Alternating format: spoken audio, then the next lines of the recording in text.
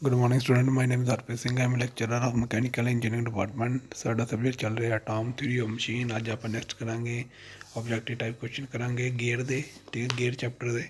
ਦੇਖੋ ਸਭ ਤੋਂ ਪਹਿਲਾਂ ਫਸਟ ਦੇਖੋ, ਦ ਦੋ parallel and co-planar common plane shaft are connected by gear having teeth parallel to the axis of the shaft. This arrangement is called number A super gear. Super gear ਹੁੰਦੇ ਜਿੱਦਾਂ ਤੁਹਾਡੀ ਗਰਾਰੀ ਹੁੰਦੀ ਹੈ, ਠੀਕ ਹੈ। ਨੈਕਸਟ ਦੇਖੋ, the type of gear use to connect two non parallel non intersecting, ਠੀਕ ਹੈ। ਕੀ ਆ the type of gear use to connect, ਦੋ ਕਨੈਕਟ ਇੱਕ ਗੇਅਰ ਹੈ, ਠੀਕ ਹੈ। ਆਪਾਂ ਉਹਨੂੰ ਕਨੈਕਟ ਕਰਦੇ ਟੂ ਨੋਨ ਪੈਰਲਰ ਅਤੇ ਨੋਨ ਇੰਟਰਸੈਕਟਿੰਗ ਸ਼ਾਫਟ, ਦੋ ਨੋਨ ਪੈਰਲਰ ਅਤੇ ਨੋਨ ਇੰਟਰਸੈਕਟਿੰਗ ਸ਼ਾਫਟ। ਉੱਥੇ ਵਾਸਤੇ ਕਿਹੜਾ ਗੇਅਰ ਯੂਜ਼ ਹੁੰਦਾ ਆ, ਉਹ ਹੁੰਦਾ ਆ ਸਪੇਰਲ ਗੇਅਰ, ਠੀਕ ਹੈ। ਨਾ ਜਿੱਥੇ ਨਾ ਪੈਰਲਰ ਹੋਣ ਸ਼ਾਫਟਸ, ਨਾ ਹੋਣ ਇੰਟਰਸੈਕਟ ਕਰਦੀਆਂ ਹੋਣ, ਜਾਣੀ ਕਿ ਨਾ ਇੰਟਰਸੈਕਟ ਕਰਦੀਆਂ ਹੋਣ ਸ਼ਾਫਟਸ, ਨਾ ਪੈਰਲਰ ਹੋਵੇ, ਠੀਕ ਹੈ। ਪੈਰਲਰ ਆਹ ਚੀਜ਼ ਹੁੰਦੀ ਹੈ, ਜਾਣੀ ਕਿ ਆਹ ਸ਼ਾਫਟ ਹੋਈ, ਇੱਕ ਆਹ ਸ਼ਾਫਟ ਹੋਈ, ਸ਼ਾਫਟ 1 ਸ਼ਾਫਟ 2, ਇੱਕ ਆਹ ਸ਼ਾਫਟ 1 2, ਜਾਣੀ ਕਿ ਇੰਟਰਸੈਕਟ ਕਰਦੀਆਂ ਹੋਣ ਆਪਸ ਵਿੱਚ, ਨਹੀਂ ਕਰਦੀਆਂ ਹੋਣ, ਉੱਥੇ ਹੁੰਦਾ ਆ ਸਪੈਰਲ ਗੇਅਰ। ਨੈਕਸਟ ਦੇਖੋ, an imaginary circle which by pure rolling action give the same motion has the actual gear is called imaginary circle, ਉਹਨੂੰ ਆਪਾਂ ਕਹਿੰਦੇ ਹਾਂ pitch circle. It's called pitch circle is answer C. Next ਦੇਖੋ, the size of gear is usually specify by, ਜਿਹੜਾ size ਹੁੰਦਾ gear ਦਾ ਆਪਾਂ ਕਿੱਦਾਂ ਉਹਨੂੰ ਸਪੈਸੀਫਾਈ ਕਰਦੇ ਹਾਂ, ਉਹ ਕਰਦੇ ਹਾਂ 4D ਪਿਚ ਸਰਕਲ ਡਾਇਮੀਟਰ ਨਾਲ, ਜਿਹੜਾ ਆਪਾਂ ਗੇਅਰ ਦਾ ਸਾਈਜ਼ ਸਪੈਸੀਫਾਈ ਕਰਦੇ ਹਾਂ, ਠੀਕ ਹੈ। ਨੈਕਸਟ ਦੇਖੋ, the radial distance of the tooth from the pitch circle to the bottom is called, ਠੀਕ ਹੈ। ਟੁੱਥ ਤੋਂ ਲੈ ਕੇ ਬੋਟਮ ਤੱਕ ਉਹਨੂੰ ਆਪਾਂ ਕਹਿੰਦੇ ਹਾਂ ਡਡੈਂਡਮ, ਠੀਕ ਹੈ। ਉਹ ਡਡੈਂਡਮ ਹੁੰਦਾ, ਜੇ ਉੱਪਰ ਨੂੰ ਹੋਵੇ ਉਹਨੂੰ ਆਪਾਂ ਕਹਿੰਦੇ ਹਾਂ ਡੈਂਡਮ, ਠੀਕ ਹੈ। ਇਹਦਾ ਆਂਸਰ ਹੈ ਡਡੈਂਡਮ, ਠੀਕ ਹੈ। ਸੌਰੀ, ਆ ਪੰਜਵਾਂ ਕੁਐਸਚਨ ਡਡੈਂਡਮ। ਨੈਕਸਟ ਦੇਖੋ, the product of diameter pitch and circular pitch is equal to, diametrical pitch ਅਤੇ ਸਰਕੂਲਰ ਪਿਚ ਹੁੰਦੀ ਹੈ, ਉਹ ਇਕੁਅਲ ਟੂ ਹੁੰਦੀ ਹੈ ਸੀ ਪਾਈ ਦੀ, ਠੀਕ ਹੈ। Next the module is the reciprocal of, ਜਿਹੜਾ ਮੋਡਿਊਲ ਹੁੰਦਾ ਉਹ ਰੈਸੀਪ੍ਰੋਕਲ ਕਿਹਦਾ ਹੁੰਦਾ ਆ, ਉਹ ਹੁੰਦਾ ਆ ਡਾਇਮੈਟਰਲ ਪਿਚ ਦਾ ਮੋਡਿਊਲ, ਠੀਕ ਹੈ। ਨੈਕਸਟ ਦੇਖੋ, which is the incorrect relation of the gear, ਕਿਹੜਾ ਇਨਕਰੈਕਟ ਰਿਲੇਸ਼ਨ ਹੈ ਗੇਅਰ ਵਿੱਚ, ਇਹ ਹੈਗਾ ਆ ਡੀ, ਅਡੈਂਡਮ 2.157 ਮੋਡਿਊਲ, ਜੋ ਕਿ ਗਲਤ ਆ, ਡੀ ਆਂਸਰ ਇਨਕਰੈਕਟ ਹੈ, ਠੀਕ ਹੈ। ਨੈਕਸਟ ਦੇਖੋ, if the module of the gear be M, the number of the T T and pitch circle D, then module ਆਪਾਂ ਫਾਈਂਡ ਕਰਨਾ ਹੈ, ਇਹਦਾ ਆਂਸਰ ਹੋਣਾ ਏ, M equal to D A upon T, ਠੀਕ ਹੈ। ਜੇ ਆਪਾਂ ਰੈਸੀਪ੍ਰੋਕਲ ਕਰ ਦਿੰਦੇ ਹਾਂ, ਉਹ ਤੁਹਾਡਾ ਬਣ ਜਾਂਦਾ ਹੈ ਡਾਇਮੈਟ੍ਰੀਕਲ ਪਿਚ, ਟੀ ਉੱਪਰ ਆ ਜਾਂਦੀ, ਜੇ ਡੀ ਇੱਥੇ ਆ ਜਾਂਦੀ, ਉਹ ਸਾਡਾ ਬਣ ਜਾਂਦਾ ਹੈ ਡਾਇਮੈਟ੍ਰੀਕਲ ਪੀ ਟੀ, ਠੀਕ ਹੈ। ਹੁਣ ਜੇ ਡੀ ਉੱਪਰ ਆ, ਟੀ ਨੀਚੇ ਆ, ਉਹ ਸਾਡਾ ਹੈਗਾ ਮੋਡਿਊਲ, ਠੀਕ ਹੈ।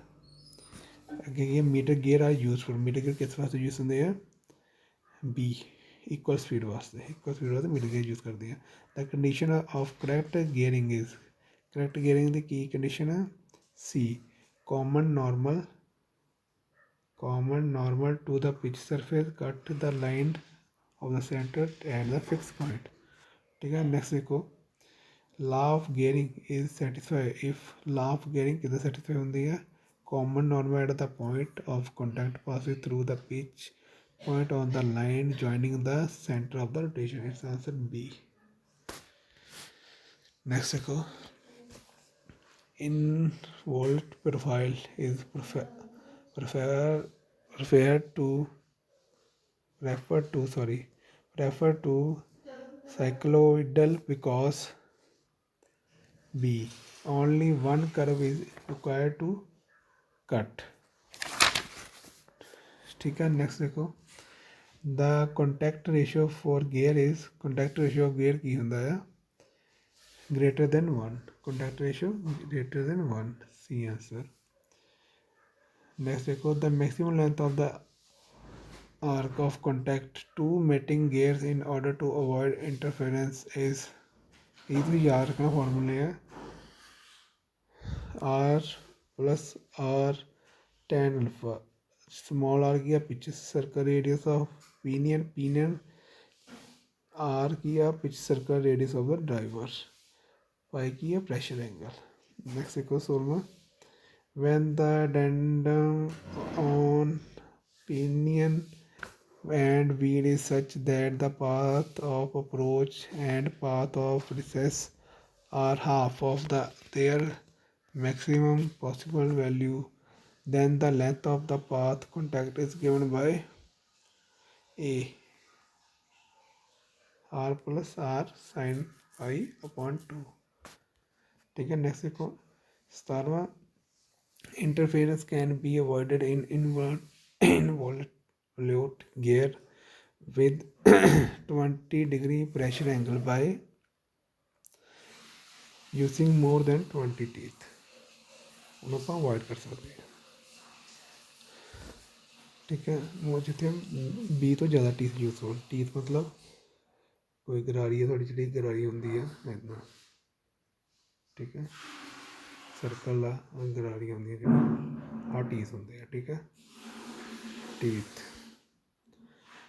Next is the ratio of the face width to transverse pitch of the helical gear with the alpha as the helix angle is normally a more than 1.15 upon 10 alpha। The maximum efficiency for spiral gear, spiral gear the maximum efficiency ਕਿੰਨੀ ਹੁੰਦੀ ਹੈ?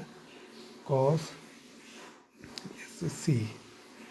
ठीक है, याद करना ਤੁਸੀਂ। Next देखो 4 a speed ratio of 100 smallest gear box is obtained by using, J speed ratio 100 है, smallest gear box is obtained by using D a pair of helical and pair of worm gear compounded। ठीक है, ਇਹ ਤੁਹਾਡੇ Tom ਦੇ ਕੁਝ gear ਦੇ chapter ਦੇ objective type question ਸੀ, ਇਹਨਾਂ ਨੂੰ ਯਾਦ ਕਰ ਲਿਓ। ਠੀਕ ਆ, ਕੋਈ ਪ੍ਰੋਬਲਮ ਹੈ ਪੁੱਛ ਲੈਣਾ। Okay, thank you.